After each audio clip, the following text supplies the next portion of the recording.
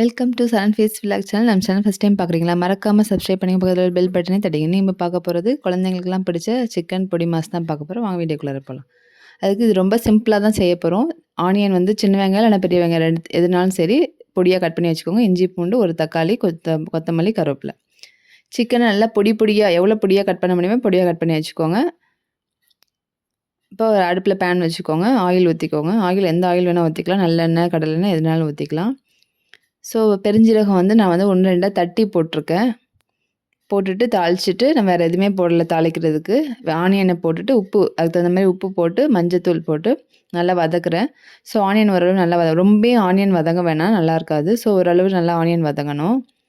இந்த மாதிரி செஞ்சு கொடுங்க. இதில் வந்து போன்லாம் நம்ம வந்து எடுத்துட்டோம். ஸோ போன்லெஸ் சிக்கன் தான் இது. அதை நல்லா பொடியாக கட் பண்ணி நம்ம வந்து இதில் செய்ய போகிறோம்.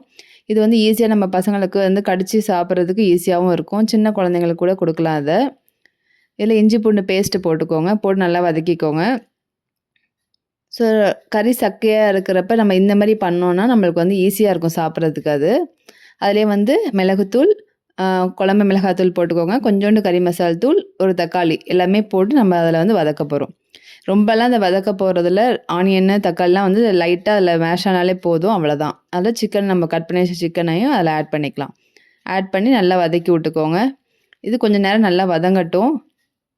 சிக்கன் வந்து நான் என்ன பண்ணியிருக்கேன், கழுவிட்டு நல்லா கட் பண்ணிவிட்டு கொஞ்சோண்டு மிளகாத்தூள், லைட்டாக உப்பு போட்டு மேக்னேட் பண்ணி ஒரு 1/2 ஹவர் போல் ஊற வச்சுருக்கேன். அவ்வளோதான். வேறு எதுவும் அதில் நான் சேர்க்கலை சிக்கனில்.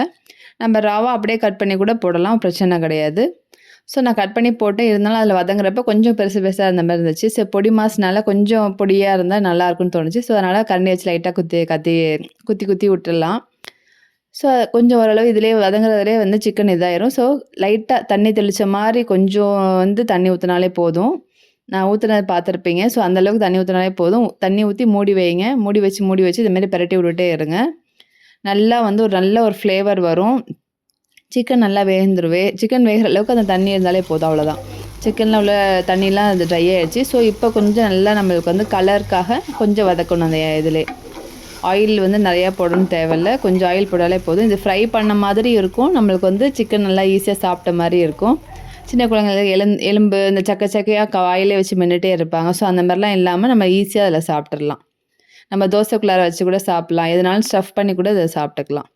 இந்த மெத்தடில் செஞ்சு பாருங்கள். கண்டிப்பாக வந்து எல்லாருக்கும் பிடிக்கும். ஃபைனலாக கொத்தமல்லி இலை போட்டு ஒரு பிரட்டி விட்டு இறக்கிட்டு நம்ம சர்வ் பண்ணிக்கலாம். சிக்கன் பொடி மாஸ் ரெடி ஆயிடுச்சு.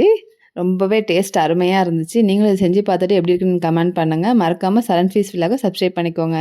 தேங்க்யூ.